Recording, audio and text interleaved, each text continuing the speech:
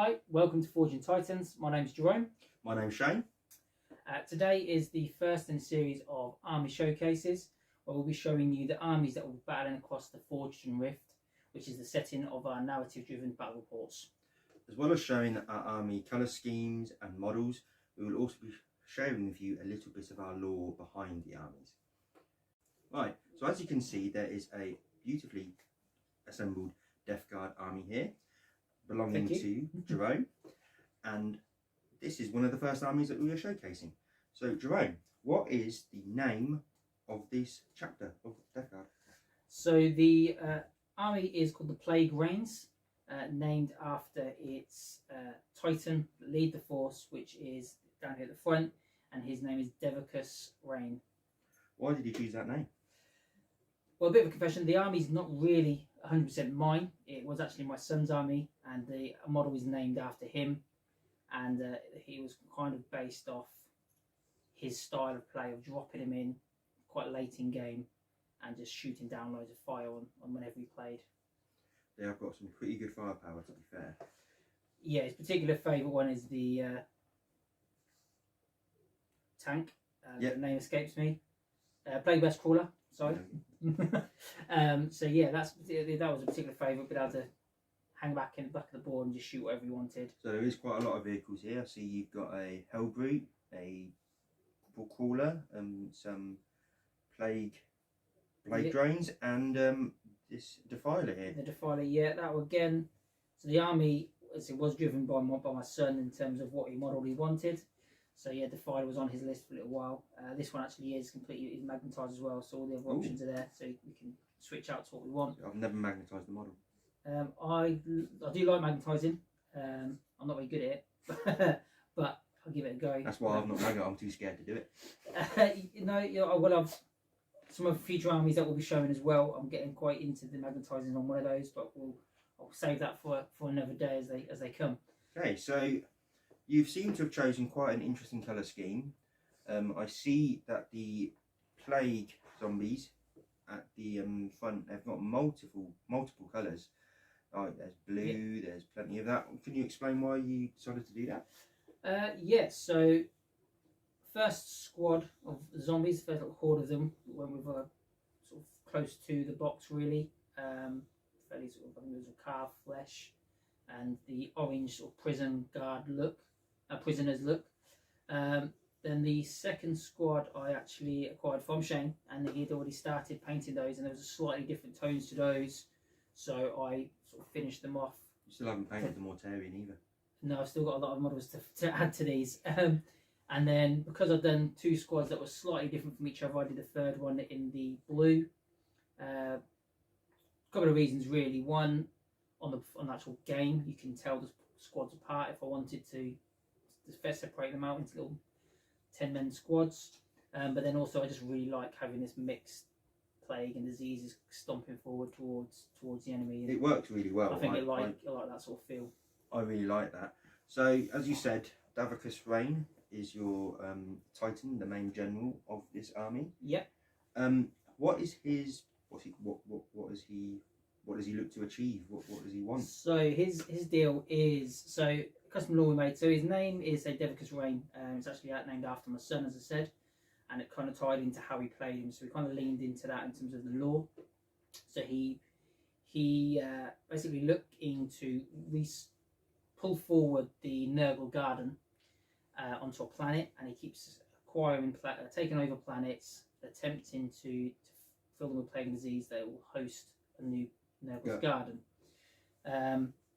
But as a result of that, these planets are sort of affecting the atmosphere so much that the planets just become completely consumed with like a toxic rain constantly going on, which ultimately leads to the planet's downfall. So he's ultimately just trying to find going planet to planet, trying to bring forth the Gardens of Nurgle. Yeah, that's the idea. That's what's driving him. The Imperium believe he's just going around and destroying planets, but that's not necessarily his intent. It's just what is happening as a result of his efforts, because he's been unable to find a planet that can sustain the garden. And do you order these guys? Are they loyal followers, or are they just follow him because he's the strongest, or? So they all have sort of part of his chapter and company. There is some tiny lords I'm still kind of working on, to be honest, but the demon princes, there's 2 on the board today, but I've got a 3rd one as well, which are all bitter rivalries and will look to take the lead to gain Nurgle's favour, or Mortarion. So as Shane said, I've got Mortarion to paint. He is built, but he's not painted at this point. I think I'm putting him off because I'm a bit intimidated by it. It is quite it's one of those things a lot of people don't tend to admit, but there's some models when you get it in your collection and you've built it, you're amazed by it, but then when you go to paint it, you get a little bit, the intimidation can come along and you put it off. But I'm still. What I found really was to just try and push on, even if you do a little bit, just to break it down a little bit. But I mean, I joined the hobby only about 2 years ago now. And these aren't my main army, so I think that's sort of the biggest model out of all of the collections I've got. Sorry, and it's taking a bit of time to do that one. Yeah, I do have a few years on you from team hobby wise. Yeah, Shane's definitely the veteran here in terms of our games. So that's the overall lore of it. There's a couple of other characters tied in. We do have the Typhus model in the army as well. We are still collectors, even though we make our narrative forge. There's still models that we like. Yeah, there is the narrative of kind of that they are not so much rivals, but they don't get on. So they'll never obviously be on the same battlefield, which is rules-wise works as well as just a narrative point of view. And if Typhus is there, it's perhaps because Devicus has dropped the ball somewhere along the line, perhaps. So he's been called in. So let's first start off then. You've got a couple of HGs. Could you just go through what ones you have? Yeah, so as I said, we've got the Lord of Contagion. We've got the Plaguecaster here. We have the... I forget the name, the guy with the bell. I think he's the Putrid Blight Lord. I'm not sure though. Yeah, someone correct us in the comments if we get it wrong, guys. Yeah, but sorry about that. The Death Guard names are just so hard. I find them so hard to remember. I think I remember painting that Plaguecaster. Yes, that's another one that's come from Shane. So Shane's been in the hobby more longer than me and had started Death Guard, which kind of built this reinforcements up for these guys. So there's these 2 guys at the Biologus Putrefier, I think it might be called. Putrefier's definitely in the name, I'm sure of that. Something along those lines. So that one's quite cool. I like this one. Particularly pretty nice model. Yeah, with all the little colours. I like all the colours I got into. You can't see, I won't get some close-up shots, but we've got some nice colours in the bottles there. Yeah. Diseases and plagues that he's got going on. So the overall colour scheme, so as we talk about the colours there in the bottles, is not a million miles from a Death Guard classic scheme with the Death Guard green. But I just introduced a little bit of the black, just a little bit of a darker tone. The idea was that they are in this planet that sort of becomes swamped, so always looking wet and gooey. So the varnish finish on them. This board that you have made is a very, very incredible board that I enjoy playing on when we have played games. Thank you. The terrain perhaps is a bit of an obsession that we'll share with you as we go. But the boards were built for this army. The Death Guard were in mind with building this board, and their backstory of consuming a planet in sort of this swamp wasteland, and that's where they're all kind of, I'm not about to see it in the shots right here, but they're all quite wet looking. I've gone for a glossy varnish to give them that wet feel. It works well, opposed to a sort of dry rusty effect. I always go for that sort of opposite look to them. Okay, well, what else have you got in the army? I've said you've got the zombies, and I noticed you've also got a unit there of Plague Marines. You can't have Nurgle without Plague Marines. Yeah, so there's 8 Plague Marines there. There's also got 2. I've got 2 more units which are halfway through being painted. They will be similar colour schemes, but I will make some slight variations, a bit like the Poxwalkers, where I want to be able to tell them apart on the board. I'm quite like that with some of my armies that I've made. I like them to be in the same unit as the box they came out of. It's one of my funny little things, but I want them to have their own feel about it, fit in with the whole theme of the army, but then still be able to tell that that's the squad. So that's what they are. So there's Plague Marines there with a mixed loadout. bolt guns and plague knives. They're from the original Dark Imperium box set, I believe. Yes, that's what got them started. Got this army started with that a couple of years back. That came with the Lord of Contagion, some Poxwalkers, maybe the Bloat Drone, possibly. I can't remember. Bloat Drone, I think. It was the Bloat Drone, yeah. And then, or might have been. No, I think it was the Bloat Drone. Yeah. To be fair, So this guy came out a little bit later, but it's such a cool model. yeah, I do like them. I would like to add some more of them to there. Yeah. That would be one thing. I can imagine just having a couple of these and move up the front and just. Yeah. There's a cool. I think there's these. I can't remember if it's in the latest one, but there's a stratagem. If you have 3 of them, they become extra. They're even more stronger. It's like a trio of drones. So there. So then over on the far side, so we've got the Hellbrute we mentioned earlier. That's a pretty cool model. I do like that. Always does quite well in the game. But one of my particular favourites is over on the far side here. It's not the cultists. They are pretty much just cannon fodder. Yep. It's the Terminators there. They're amazing They models. are the newest addition to this army. Again, actually acquired from Shane, from his collection. Painted them up to match these guys. And yeah, the few games that I've had with them so far, they've always been good fun. Dropping them in with Devicus there. They are his personal guard. I have to And, say, sorry to disturb They're you. always dropping some damage. That is just an amazing model. Yeah, With the, that's definitely my with favourite. the flail, you know, that if I was in a battlefield and I saw that guy coming up to me, I would just put up a little white flag Yeah, no, you and win. write out my Yeah. where I want to leave my curtains to and all that sort of thing. Yeah, no, that would be it. Yeah, so that's where we are so far with the Death Guard. That's really cool. So as you said, you've played a couple of times with this army. How do you like? Do you like how they play? Or would you like to play them more? Or? Yes, so they're not my main army. They're also with my son, so I've not played as many games as I'd like to. So at this point, I plan to get a few more in. But they're a lot of fun. It's quite nice to be able to just take all those shots and just still stand there. When a lot of other stuff just drops, so it's quite nice to be able to just keep taking that fire and keep moving towards the enemy. The times I've played against them, and like you realise how hard that you have to hit them to just bring them down. That they can take a lot of hits. Yeah, They are a solid army, even not for beginners, for experienced players. They're a good, resilient army. Quite forgiving as well. If you make a little mistake of maybe moving some guys out when they shouldn't have been moved out of cover or something, they can probably be able to take a lot of firepower. Yeah. Well, it's a nice little learning starting army. Well, I find with the -1 damage to across the board, pretty much. There's only a few models that don't have that. Yeah, you can take the hits and trim down the efficiency of every armies, which is really good. would be fair. There's so much true damage out there. If you can chip that off down to 1, it's really good. Especially when coupled with the fact that the Marines now went up to 2 wounds in this edition. Yes. It makes a big difference to them. One thing I find is that when I realise is D3 damage, you don't want to use that on any of the Plague Marines or the Terminators really, because you can never get the maximum 3 hits. Yeah. You're wanting to roll at a 5 or a 6 You to need get 2 damage onto them. The chance of you actually killing one outright with that kind of weaponry. Yeah, is cut. the efficiency just drops. Yes, doesn't the it, so efficiency much? has just dropped a lot. Yeah. And also with the Plague Zombies, you know, they're brilliant objective holders. They can be quite tough to kill. You can bring them back, I believe, can't you?